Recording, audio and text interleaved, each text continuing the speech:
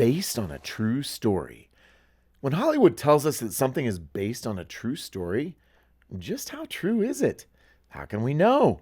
And how much does it matter if some of the facts are, well, not quite factual? Hey everybody, Adam Holz here, your guest host this week for the Plugged In Show, focused on the family's weekly conversation about entertainment, pop culture, and technology. Glad to be with you today with my fellow Plugged In contributors, Kennedy Unthank, Emily Chow, and Bob Hoos. Hey everyone. Hello. Hello.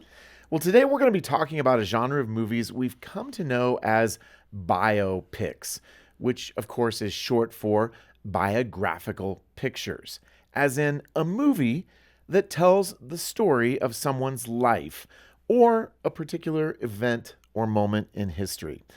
These movies honestly can be as varied as the human experience, right? It can be about an individual. It can be about a period in history. It can be about a tragedy. Often they're about sports. I mean, if we had to go through and list them all, I think we get more sports biopics than almost anything. And they can even be about theology in some ways, which we'll talk about in a few minutes. But sometimes the constraints of the genre, or maybe a storyteller's particular perspective, means that what we actually see on screen may or may not line up completely with what really happened. How do we sort through those little storytelling white lies, I'll call them? And how can we help our kids learn to do the same? In our second segment, Paul Asay will join us to tell us about a new movie called Unbreakable Boy.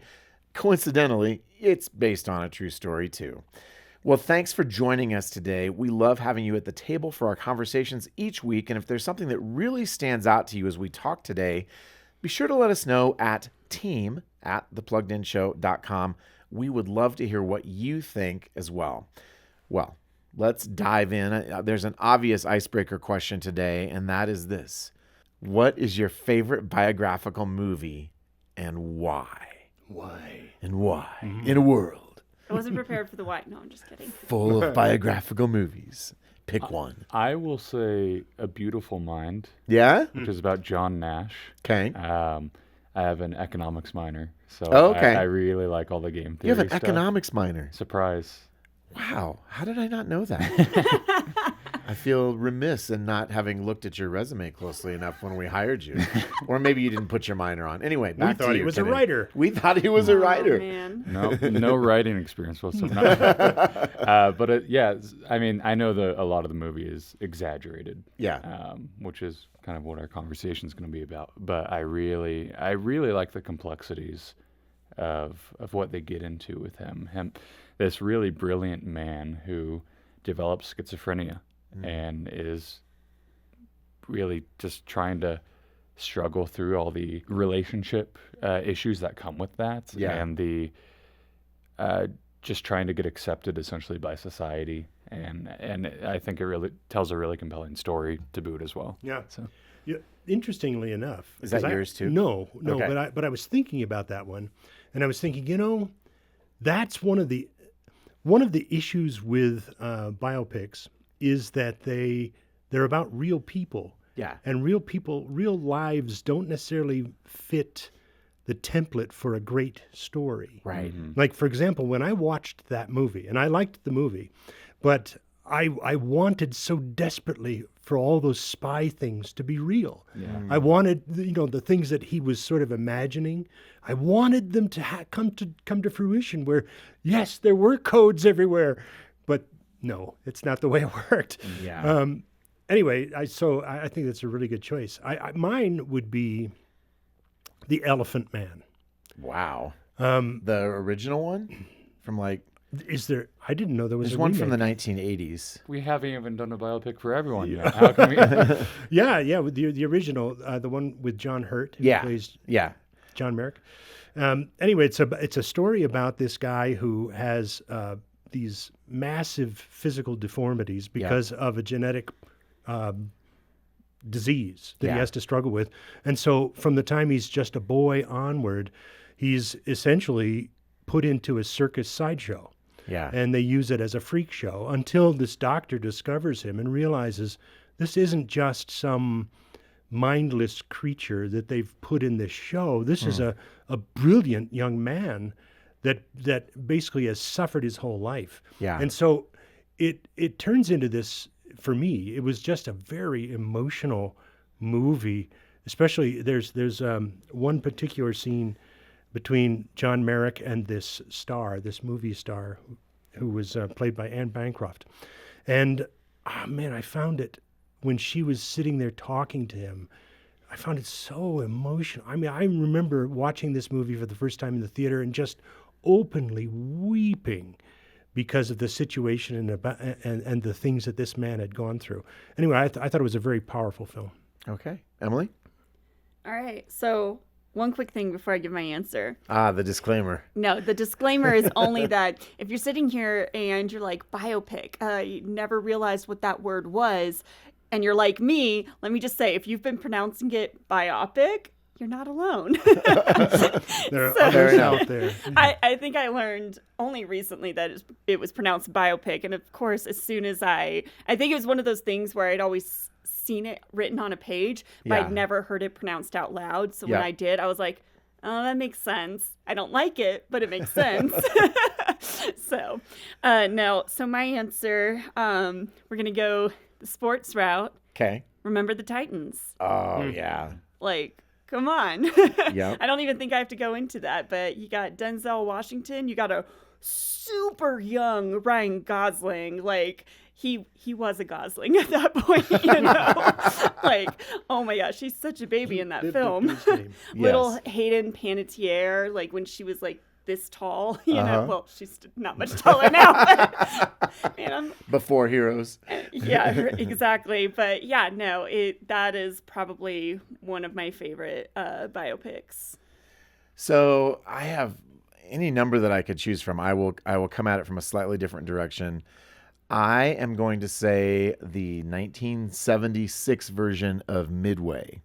And Midway was the pivotal battle in World War II in the Pacific where we caught the Japanese off guard. And, you know, it's before all of the technology that we have today. And so the first hour of the movie is just these, you know, patrol planes flying around trying to catch a glimpse of the Japanese Navy. And basically, we found them before they found us. And almost everybody who had ever acted in a movie was in that movie. I mean, it's like Peter Wagner, Henry Fonda. You just go down the list of people. Tom Selleck was in that movie. Eric Estrada of Chips fame later on.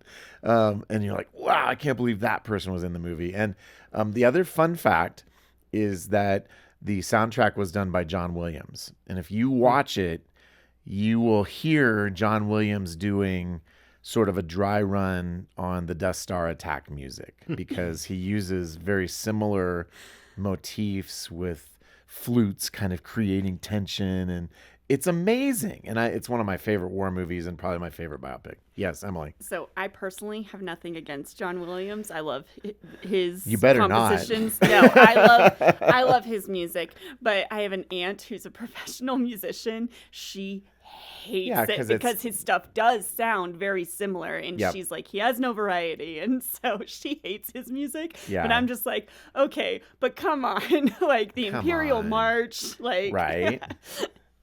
Well, I think this is a great warm-up conversation for our talk today about biopics. And I don't think we have ever talked about this subject on the Plugged In show before, which is kind of interesting because when you think about it, this kind of movie comes out like every week. Yeah, all the time. I would say we probably do based on a true story movies multiple times every month. So two-part question. Why do you think this kind of movie is so popular? And then what makes them attractive both to movie makers and audiences alike? Well, I think there's something inherently relatable. Yeah. You know, just with the fact that you're diving into this person's life, and a good portion of the time, it really grounds the person into, even if they're, you know, some super high authority person. Yeah. It really takes the time, most of the time, to ground that person into something that you, as I guess a commoner, can relate to. Okay. And so it humanizes people. Yeah. And so for me, it's like, you know, even if I don't agree with all the actions they make, which often you don't because they, as part of the biopic, there's a lot of growth that happens. Right. it makes you want to root for them. Okay. Emily, you were going to say something too. I was going to say, I can answer the second half of that question. Why is Hollywood drawn to it, writers and directors and such? Well, simply because when it really comes down to it, a biopic, it's a ready-made movie. Yeah. You know, you don't have to, more often than not, you can find an original story there. You don't have to, pull something out of thin air. So it is easier to write because the story has already been, lived. I don't want to say told. It has been lived already. So you just have to tell it, and that's why we will often see, remakes. Yeah. We will see different takes on it. I think there's there's probably 3 movies on Marilyn Monroe alone, and they all portray her in a very different light. Well, it gives the audience a connection point too. Yeah. I mean, one of the things that Hollywood strives for is something that people will identify with enough that they actually come and see the movie. Right. Yeah. A lot of fresh story ideas. It's not always Hollywood's strength. Which Right. ironically was the issue with Better Man in the U.S. They made him, Robbie Williams, really famous outside of the U.S. Right. Not very famous in the U.S. Yeah. And they made him into a monkey, which was a cool metaphor, but it just made him even less relatable to anyone who didn't already know who he was. Yeah. You were in the middle of a thought too. Well, I had basically wrapped it up. Okay. Sorry, Bob. We were saying in general that Hollywood tends to be bereft of ideas. Yeah. And this is a way that they can, as Emily was saying, come up with this built-in story that, and then connect it to a person that many people might recognize, and that'll bring them into the theater to see it. Well, and I think there's another ready-made, low-hanging fruit element here, or two actually, that are closely related. Hollywood loves what? And they lived happily ever after, right? That is the fairy tale formula. Now, certainly we get gritty movies where people don't live happily ever after. But I think our hearts still long for that. And you pair that, especially with the sports movies, but often with these other things, you've got an underdog story. It's almost always a movie about somebody that on paper should not have been able to accomplish, Defies the odds. What they did. I think about a movie like Hidden Figures. You've got this group of African-American engineers, doing calculations in the space program. I can just go down the list, and so many of them is, oh, wow, I had no idea. And that's the other element is, unless it's, you're telling the story about somebody incredibly well-known, there's an element of surprise there. How many times have we gotten done watching one of these movies and I thought, I can't believe I've never heard this story before. That was incredible. But that's another reason why sometimes these films aren't necessarily as accurate as they were in real life. Okay. Yeah. Because you run into that, let's face it, story. We've got this, in terms of as far as the West is concerned, we've got this basic structure on how a movie should be made. Yep. A story has a beginning, middle, and end, and there's a rising conflict, and then some sort of resolution that we all can cheer. Yep. But life doesn't often work that way, Okay. So the story on film may look like that, and you walk away thinking, "Wow, that person was great," but they may not be as great in reality. When you know their full history. And it's particularly jarring because a lot of times the biopic will, at the very end of the movie, it'll give the little wall of text at the end. Right. Yeah. And then this, and this. And this happened, and this happened. And sometimes if, they've stretched the truth a little too much, that can kind of come as like a slap in the face, where it's like, and they lived happily. Actually, the next 20 years were miserable. And then they lived happily. In prison. And then... Well, and that, sort of begs the question, what are some of the storytelling constraints of trying to compress a life or a complex historical event into an hour and a half to 2 hours? 2 hours, yeah. I pulled up this very interesting website. It's And called. now that I know that you're an economist, this chart makes total sense. It's called Information is Beautiful. Oh, Is okay. the name of the website. And what they did was they went through a bunch of biopics. I think all of these had been nominated for Oscars at least. Okay. And they rated them by how factual they were to the actual story. Oh, that's really interesting. And so I meant to actually print this in black and white, but it came out colored anyway, which is great because it helps show the point. We but can see it from And it's across the it table. looks like it's in blue, gray, and red. What does the blue represent? So blue and light blue is either this is true to what happened or this is pretty much true. They may have stretched Okay. it for movie stuff. And then there's pink and red. Pink is this is mostly false, but we can see where they're going for. And red is this is just made up. Completely fabricated. Right. And then the gray is what's the one movie that's like all red? that's the imitation game. Oh. At what they say is 42% true. Wow. And that isn't really a great marketing tagline. But they got a little in This there. is a 42% true story. Almost. And Should I was say looking at all these, because they somewhat say true story. like Selma is at 100%, and even I even find that hard to believe. I'm like, Yeah. you got it 100% true, Yeah. but then Just read through the list real quick and what the percentages are. I'm just curious. so we have Selma at 100, Wow. The Big Short at 91.4% true, Bridge of Spies at 88.8, 12 Years a Slave at 88.1. It keeps going all the way down. Halfway through, we have The Social Network at 76.1. We have The King's Speech at 74. We have Hidden Figures at 74.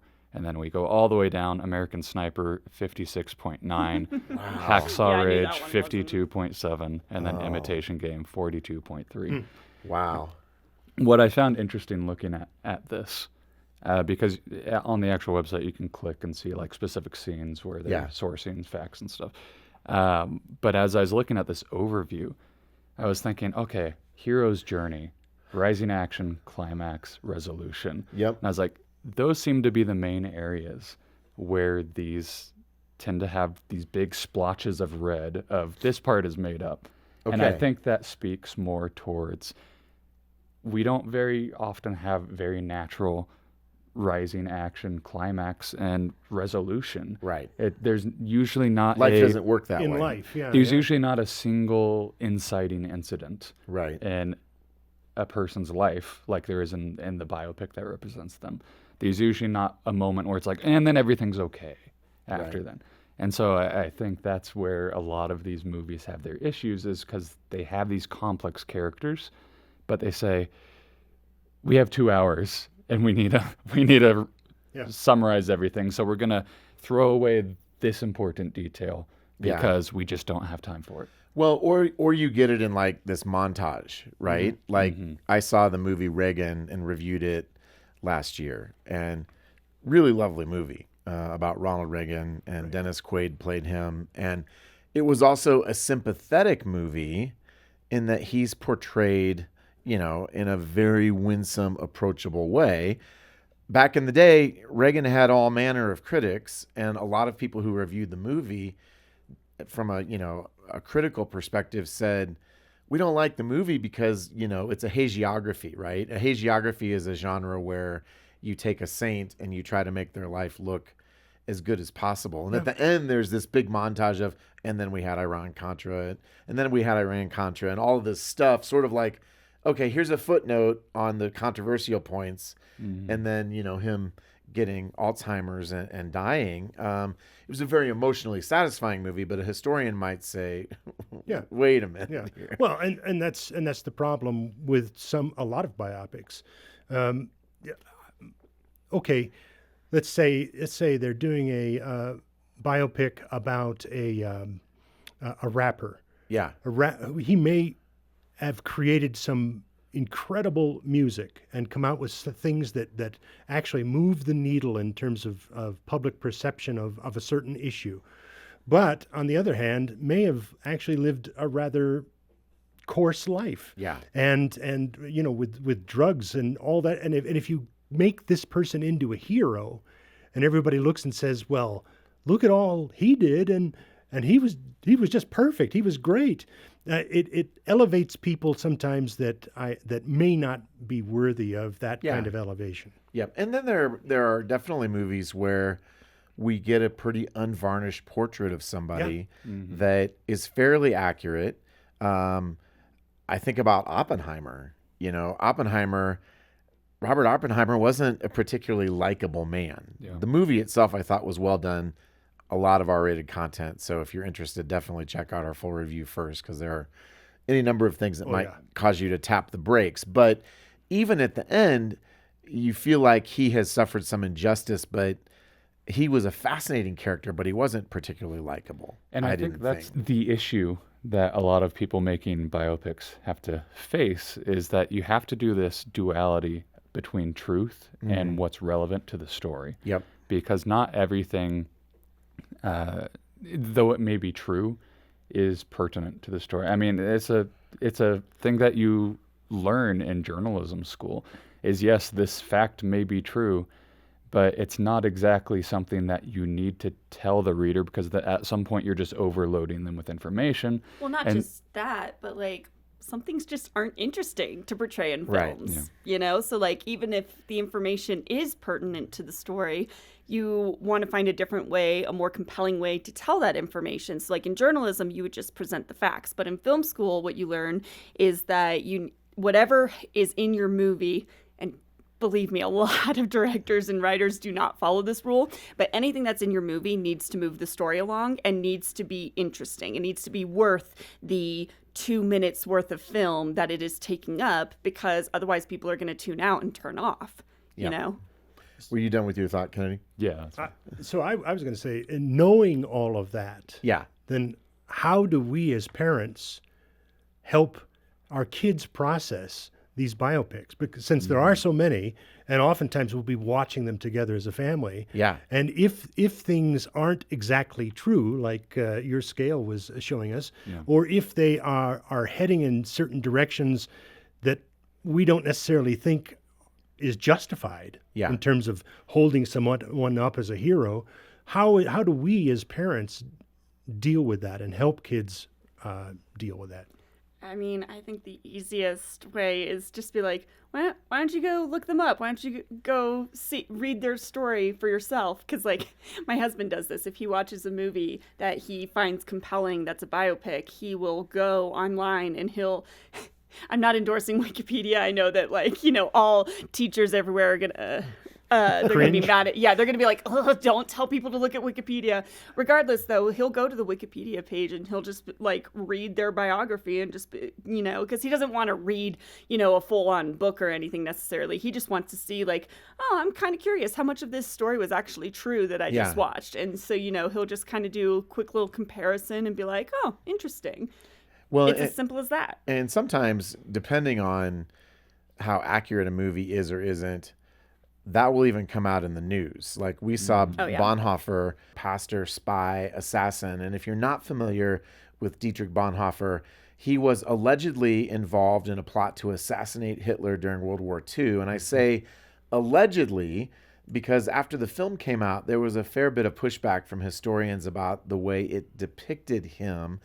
Kennedy, what was the gist of sort of okay, wait a minute, this may not have been totally accurate with regard to this film? Well, I think the major thing was, I think it's pretty undeniable, at least, that Bonhoeffer was at least involved in some way. Yeah. But they were debating just how involved he was, because the movie portrays him as kind of, not the mastermind, but definitely in the inner circle of things. Yep. And a lot of historians are saying, well, it doesn't seem like he was that deep into it. Yeah. It was very obvious that Bonhoeffer was very against all the stuff happening in Nazi Germany and obviously the takeover of the church. He was one of the spearheads in the Confessing Church for sure, which is the name they gave the churches that said, no, we're not going to submit to Nazi rule on these things because you guys are changing scripture and you're changing all these things. And so he was very involved in that. But the issue was the movie itself was very focused on more of the political subterfuge, assassination stuff. Yeah. And it ended up essentially more or less, I don't want to say inventing, but pretty close to inventing some scenes that just... We have no idea if they happened or not. Yeah, I mean, I remember probably reading... they didn't. I remember reading an interview with some of the film creators, and there's, for instance, doesn't have to do with the assassination, but it's relevant to the movie itself. There's a scene where Bonhoeffer goes into a jazz club. It's like an African-American jazz club. And he's in the United States at that point, Yeah, and right? he's in the United States, and he's playing the piano for all of them and at the very front of this jazz club. And it's supposed to be representative of his love for the African-American church and for him starting to realize, oh, there are some like Some pretty systematic deep issues and justice stuff issues. that he's starting to become more passionate about. But there's no evidence whatsoever that he actually ever went to a club like that or did anything like that. There's evidence that he was in the U.S. and he went to a college there and became very good friends with an African-American pastor. But a lot of the scenes that they're making are kind of more pushing this right. general idea without it actually being true. Yep. And I think that's one of the symptoms of the biopic that Yeah. speaks to the larger issue, because I think it's one thing to have a film where you maybe omit some of the facts because they aren't exactly relevant to the story that you're trying to tell on this person. I think it's another thing to be like, okay, we have some idea of the facts, so I'm going to create something entirely that I've made up out of the blue because it kind of supports this idea that I found in the biography of this person. Right. Yeah. Well, and there's also a difference, I think, between imagining dialogue in something that we know happened and that I would call that extrapolation. It's dramatic license, certainly, versus whole scale imagining what could have happened without any historical evidence whatsoever. And I think if you didn't do your research, you can walk out of a movie like this thinking this is the way it is. And I look at the title, I'm like, well, Bonhoeffer, pastor, spy, assassin. Spy and assassin make me want to go see the movie. Pastor, not so much. If it was just Bonhoeffer, pastor, it almost feels like you had to jazz up the rest of it. Well, and let's face it, every pastor wants to be a spy. Well, they do. Maybe They not do. an assassin, but a spy. So I think this is a great example of why we can't just take things at face value, Bob. And I think processing it with our family is easier than we might think. You can say more about that. You can ask questions like, for example, you don't have to necessarily take everything in a biopic at face value and say absolutely true, but you can ask questions like, okay, what can you learn from that experience that we just watched? Yeah. What were the challenges that he or she was struggling with that we could maybe identify with in our own life? Because those kinds of things, hopefully they're the kinds of stories that inspire us to be doing better things, to be making better choices. Yep. In addition to that, you can also consider, especially where there exists more than one movie about a single story or a single person. Yep. You can ask the questions like, why do you think this director and these producers chose to tell it this way, but this director and these producers chose to tell the story this way? Why do what is the difference in the message that they're trying to send That's a here? great suggestion. Well, it's the thing that I'll bring up journalism school one more time. Yeah. It's one of the key things they talk about. If your mother says she loves you, check it out. Make sure you check the facts. Consider the source. See, I think our biopic about you is going to be Kennedy, journalist, writer, Well, economist. honestly, it's a nitpick of mine that all these biopics are just the person's last name as the title. I'm just like, come on, come up with something more creative than that. I would say, but yours would be so interesting. Unthink. Yeah, People would be exactly. like, wait, what? What is that? What is that? Unthink, writer, So assassin. I hope not. I guess that's between you and God at this point. So my family and I recently saw Hamilton. We actually went to the live performance of it. And obviously there's been a movie version too. And I mean, it just was an incredible experience. Again, there's content to deal with there, but we got really interested in Alexander Hamilton. And so my son in particular was very interested, and we got him the book that really Lin-Manuel Miranda took inspiration from. Yeah. And you get about 3 sentences into this book and you realize that wasn't true. But, I think that it's just a great example that we can't take things at face value. And with our kids, they have grown up in a screen-based reality, right? And just teaching them that basic question that we've got to we've got to cross-check things. We've got to fact-check things, and we don't just take something at face value. So to the extent that these movies can create, I think, a catalyst for curiosity, and especially for history, which is kind of a forgotten thing these days, it feels like they can be good, but we need to caution our children not to just, say, oh, that's the way it was. Yeah, and I would encourage you, honestly, it's going to sound funny, but to take it like those fast food commercials. Yeah. Where like you look at those fast food commercials, and man, doesn't that food just look so good? Mostly. Like that burger, those pancakes with the syrup, Yeah. it looks so good. But then, before you eat it, maybe check out the nutritional value behind it. And you'll start to see, they kind of omitted those Not details. even that, And just those are consider still the fact important that, to know. The commercial makes the Big Mac look this big, whereas in reality it's about this big. Squished down. Yeah. It's much smaller. And one other website I want to toss out there, if you're not already familiar with it, is Hollywood versus History, where they do just sort of a short overview of here's what's generally true, here's what was way off. I think, just kind of coming back to Hoof's point about and your point about not taking things at face value, though, I think that yes, we definitely want to take these biopics with a grain of salt. But again, I do think that these storytellers are really, even where they're taking creative license, especially in Hamilton really is one of those things where I'm thinking about. He took that creative license not to, just be like, oh, I'm going to try to fool Americans into believing that this is the story of Hamilton. No, he was trying to tell a very specific message. And, in terms of conveying his message, I think he did that very well, you know? So you really do have to consider where the storyteller is coming from. Totally. And then as who said... And the general thrust of the story is accurate. It's, the devil's always in the details with some of these things, right? Well, it also raises the question for family members as they're sitting around watching, why is this story important? Why is it important for us to know about this person's story? Yes. What do we gain from that? What can we learn from that? Yep. I think that's a great place to bring our conversation in for a landing today. So thanks for talking about biopics and what they do well and maybe what we should think about. And if you're listening today and you have a favorite, we would love to hear what yours is, or if you dug in and did some research and you found out something wasn't true and are like, wow, that movie didn't tell the truth. We would love to hear that too. And you can reach out to us at team@thepluggedinshow.com. Well, in our second segment today, there is a new biopic out called Unbreakable Boy, and Paul has seen it. Mr. Asay, if I were Unbreakable Boy, what would I be? What's this story about?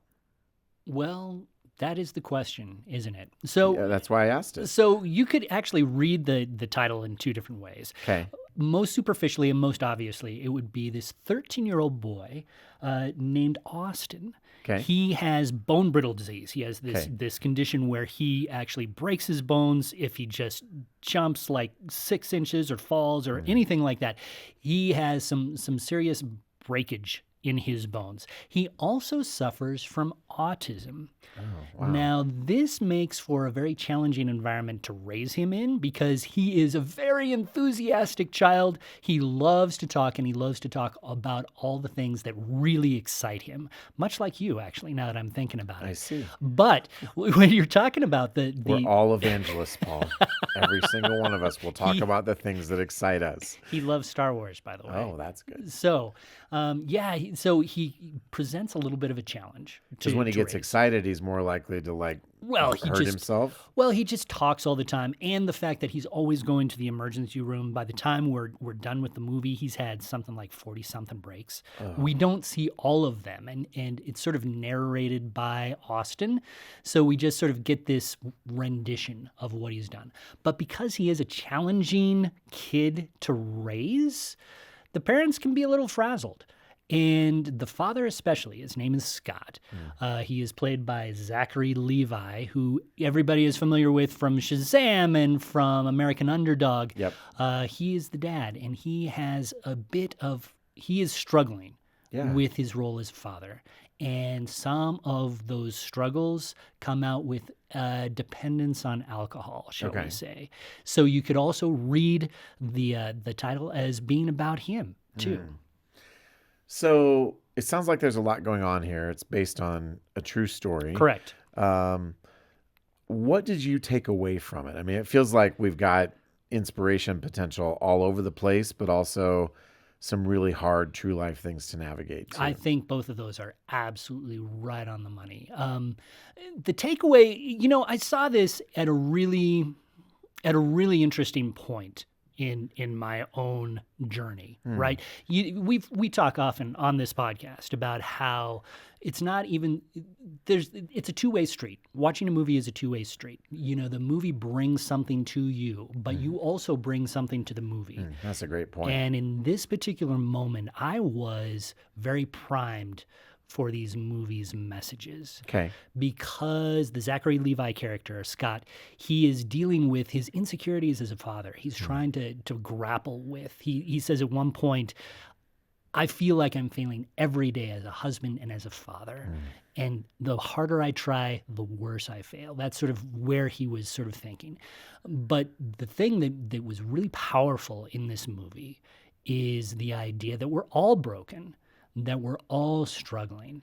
And it's about how we heal, about how we fix ourselves that makes the difference. And because of that, it has a very inspirational message. Like, this isn't one of those weird movies where you watch it and you turn it off and you say, I want to be a better person. And that is a cool thing to have happen in a movie. So I do think that there's a lot of takeaway value. It talks a lot about the importance of parenthood. It talks a lot about the importance of pushing through really difficult times in your family's life.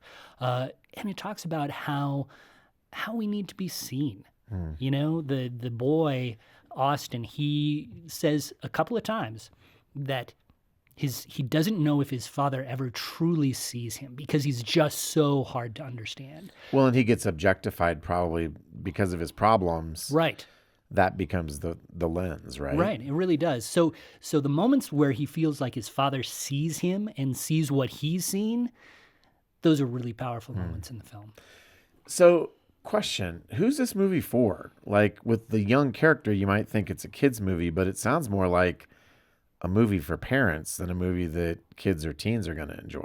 It's a little bit of both and. Okay. I do think that there's a lot of parenting takeaways, but it also talks a lot about the value of being different. Okay. In terms of just what it brings to the table.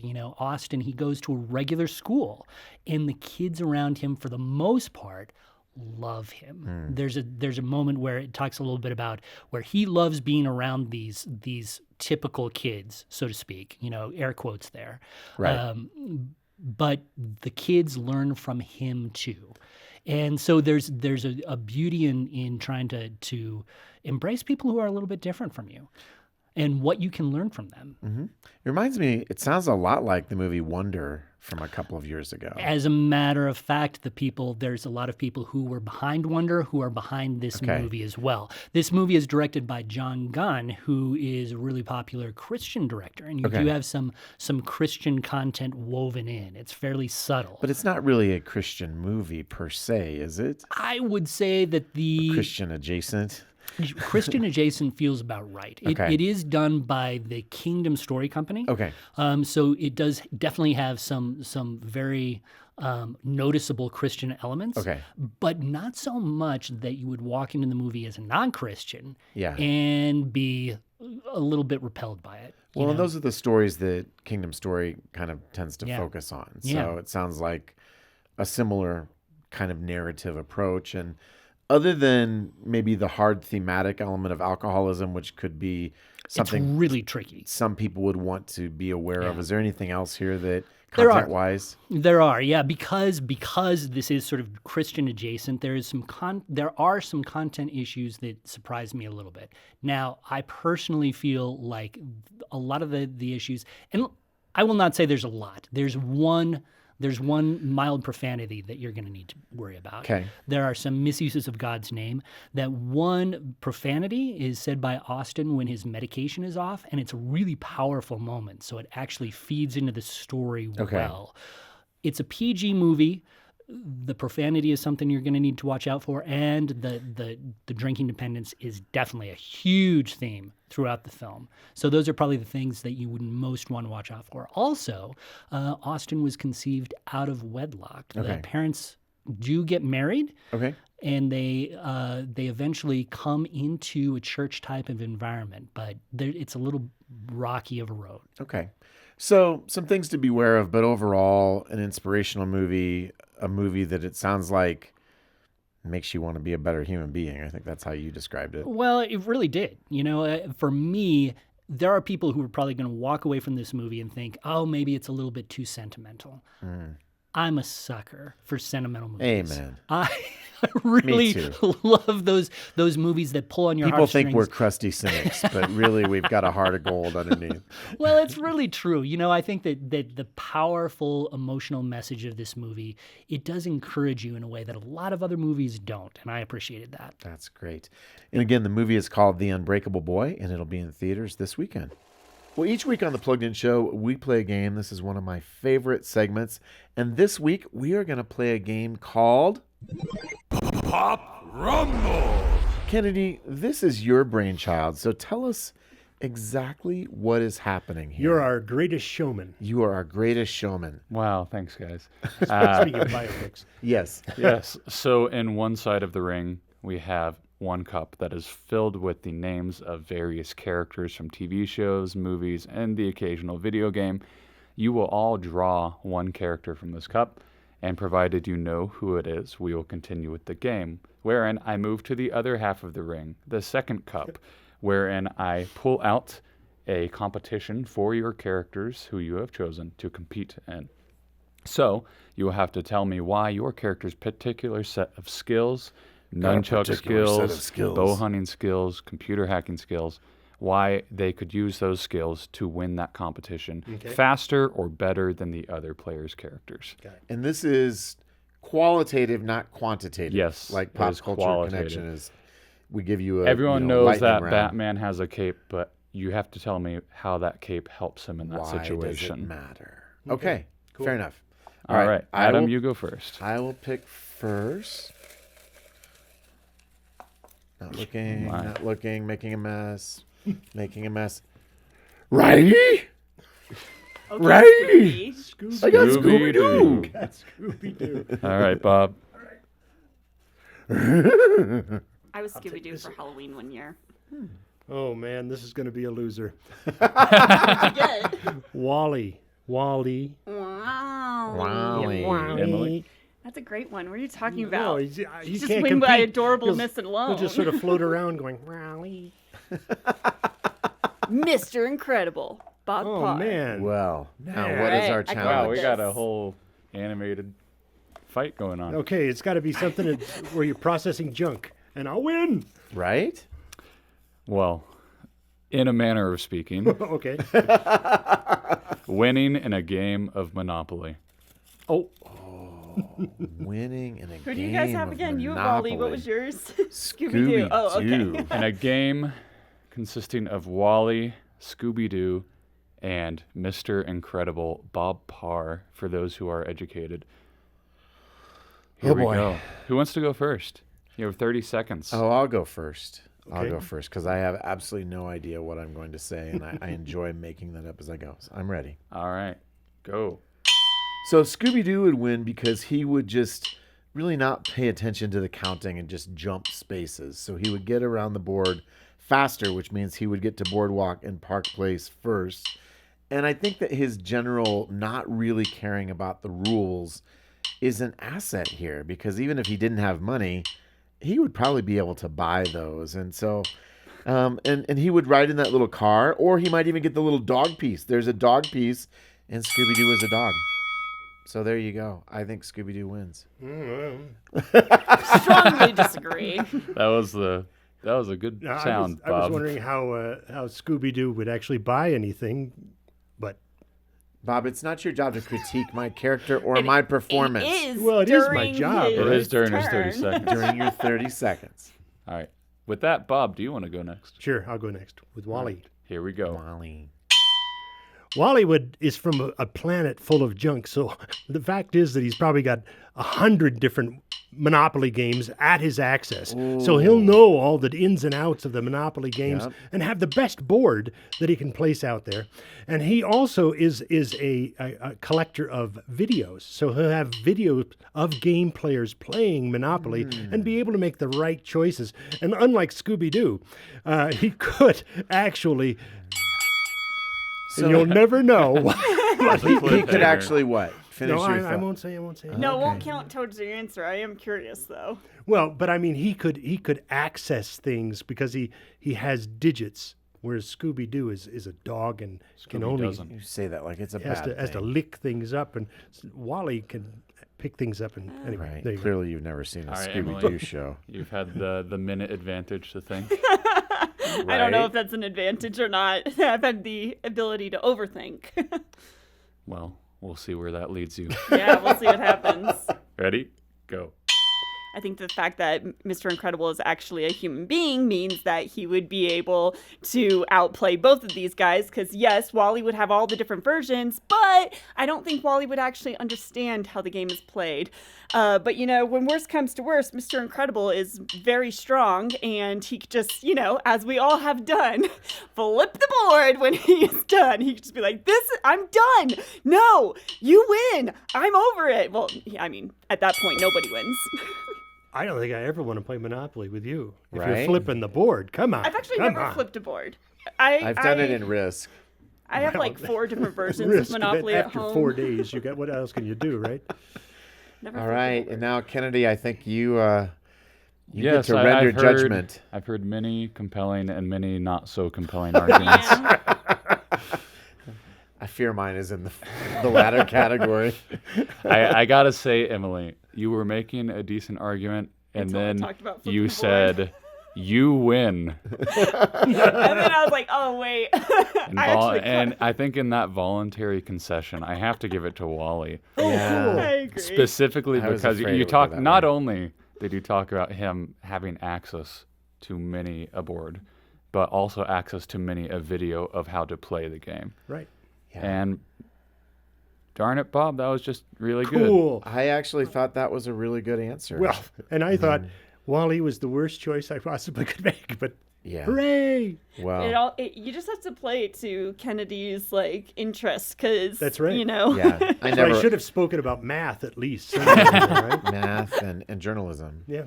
I never win at this game. But you know what? I'm going to let it go until next time. And speaking of that, we are at the end of our conversation at the Plugged In Show this week. We would love to hear, again, what your favorite biographical movie is, what story grabs your heart, and you can let us know via email at team@thepluggedinshow.com or on our Instagram and Facebook pages. Those are great places to connect with us as well. And we, of course, look forward to connecting with you again next week for another episode of The Plugged In Show.